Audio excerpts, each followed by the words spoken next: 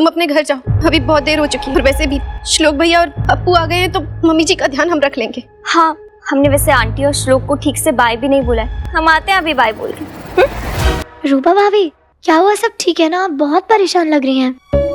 हाँ, हम ठीक हैं, पर तुम इस ईरा से बच के रहना। इस पर ज्यादा भरोसा मत करना। तुम्हारे और श्लोक भैया के रिश्ते के बीच में आ सकती है और वो इसके लिए कुछ भी कर सकती है। ये कहना क्या चाहती हैं? अगर कभी तुम्हें हमारी जरूरत पड़े तो हमें कॉल करना, हम तुरंत आ जाएंगे।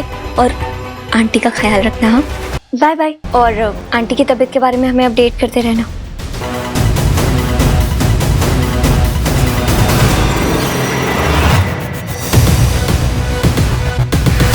हम खुद को और अपनों को संभालना अच्छे से जानते हैं। अगर तुम बहुत नाजुक टाइप की हो, इसलिए संभल के। वो क्या है ना, हम बचपन से फिजिकल ट्रेनिंग कर रहे हैं।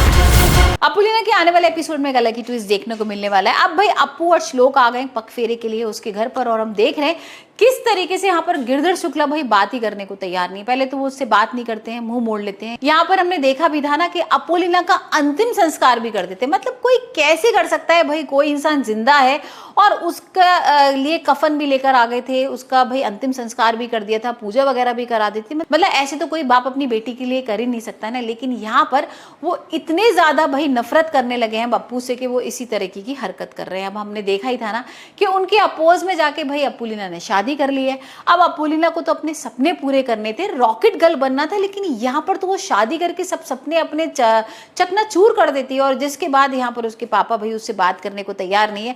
और हम देख रहे हैं कि यहाँ पगफेरे की रस्म है, वो श्लोक और उसका टीका वगैरह सब पूजा तो करते हैं लेकिन बेमन से करते हैं। और यहाँ तक अब तो अपुलीना को करंट भी लगा देते हैं। हमने देखा था ना एक सीन में, हाँ, वो अपना इलेक्ट्रिक का कुछ काम कर रहे होते हैं, बिजली का, और जिसके बाद अपुलीना आती है, गुस्से में करंट वगैरह लगा देती है। और यहाँ थोड़ा सी चिंता तो जरूर होती है उनको, लेकिन अब वो रिश्ता तो तोड़ ही चुके हैं तो अभी उन्हें उससे कोई मतलब नहीं है। वहीं दूसरी तरफ हम देख रहे हैं कि ईरा की प्लानिंग जोरों शोरों में चल रही है।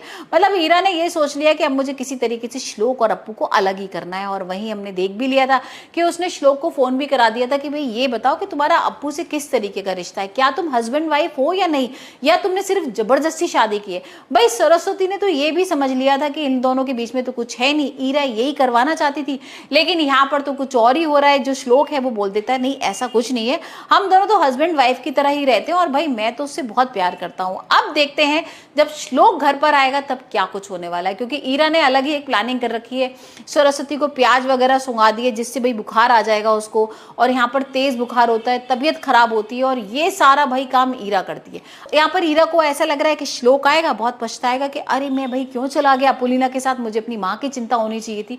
तो अब देखते हैं कि भाई अपुलीना और श्लोक के बीच में किस तरीके से वो दरार पैदा करेगी।